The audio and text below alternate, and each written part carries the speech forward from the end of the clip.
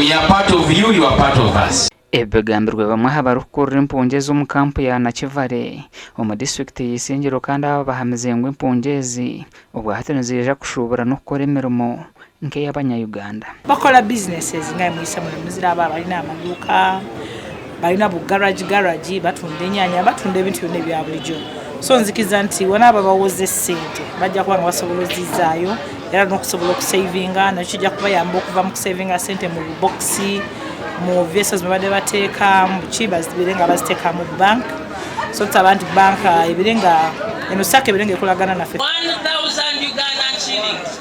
You no longer need to put it under your pillow. You now have a formal financial institution. What is the minimum loan?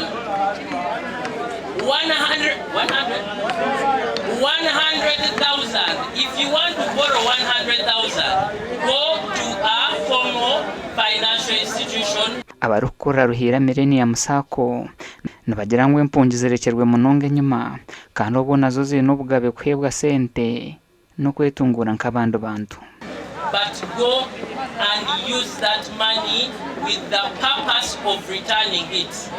Abo kuba n'abahingi n'abalisa kandi n'abashubuzi ngene mirimejo niyo tukuza kuba nitubakwatiraho kugira ngo nabo bayongere ntasya umaka gabo bayongera kutunguka kandi nabo batura ryo mu Uganda yiteye kutura Hatuireho kutina ngo boriyaho impungizi basa kwirukana sente za banka bito boba bw'ekikecho buhwireho abo kuba buri impungi ero kuza kushohora neba nemanywa nebiru kugikwataho wakati ngenda gamba tuna abarundi betuzaye Burundi ushaba kati baje batubuze ko ngate bana ula maybe abarundi sente tusobola babulya mposito no Burundi tujya yewandisa okuda ye Burundi oba akyaliwo so baleke kukola losi bana bote baze kola losi icyo kubanza impungi zaza kugaruka yo wabo nzibazi n'urusya ukurugo mu bakama babo mu mpugi nabwecho tine impungi ari kubasa kurugo mu kampu turuke kagenda etino rusya kurugo abakama babo kandi bakama babo nitukurengana nabo kurungi munonga hajiro waza kugenda nibatugambira ngo ku ine kinte cyakubanje bwayo nabwecho abantu bari cyo kwerarikirira kine impungi araza kutera hasi mu gisi Umugande otwira ryo mujwekero wa mukuru w'ihango mu district ya Mitoma ahindwirwe yayanjururu musebya office ejo yamushaba kutandikira hakurwana isoko baganisamwe abantu umudini n'enganda wererizemwe mirimo wa president nyirizanyi ubunanuko bukatoliki ubunanuko ukristayo manya Islam nitugenda ngatukakanyembere era I want to thank God.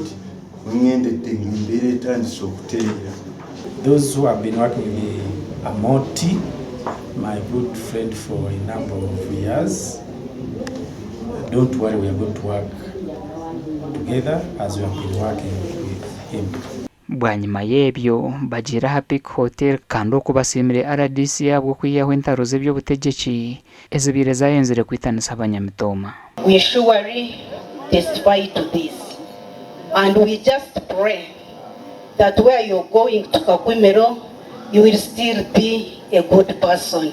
Represente ya Fresian Kane haka kora haba komite bajibagi nari batikize Rio Cow twagijana na kishani kando you pick it tomorrow. Mitoma is a lovely district. You know Karung is also good, but the difference here you'll find the work is very conducive for your job. Gasha kwa Ruth Nwamanya na Ben Mhozi.